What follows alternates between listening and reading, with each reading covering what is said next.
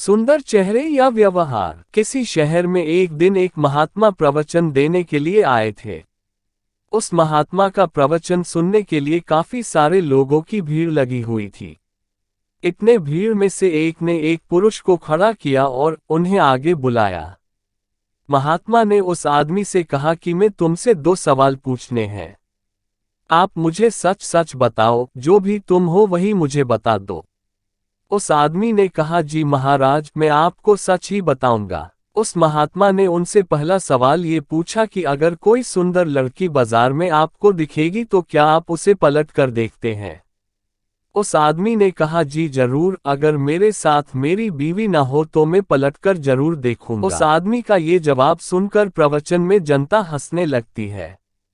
तभी महात्मा जी ने उस आदमी से पूछा कि आपको उस लड़की का चेहरा कब याद रहेगा? उस आदमी ने कहा, मुझे वो चेहरा तब तक याद रहेगा जब तक मैं उसकी सुंदर लड़की न देख लूं। उस आदमी का ये जवाब सुनकर वह हाजिर लोग फिर हंसने लगते हैं।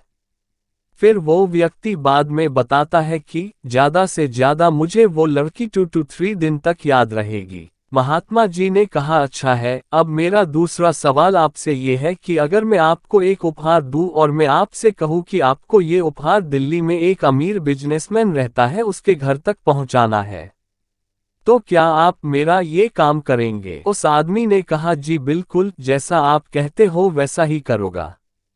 तभी महात्मा ने कहा कि आप वहां उसके घर पर चले जाएंगे, बाहर एक गार्ड आपके लिए खड़ा होगा, वो अंदर जाके अपने मालिक से आपके बारे में पूछेगा। वो बिजनेसमैन अपना सब काम छोड़कर आपसे मिलने के लिए बाहर आएगा।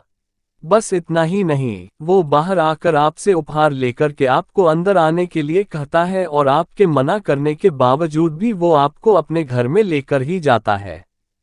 फिर बिजनेसमैन आपसे खाना खाने के लिए आग्रह करता है। आपके मना करने के बावजूद भी वो आपको खाना खाने के लिए मनाता है।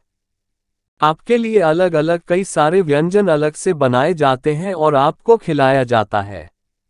फिर आप अंत में घर जाने के लिए आज्ञा ग्रहण करें। वो बिजनेसमैन आपको वापसी के लिए अपने ड्राइवर को साथ में भर्ती करता है।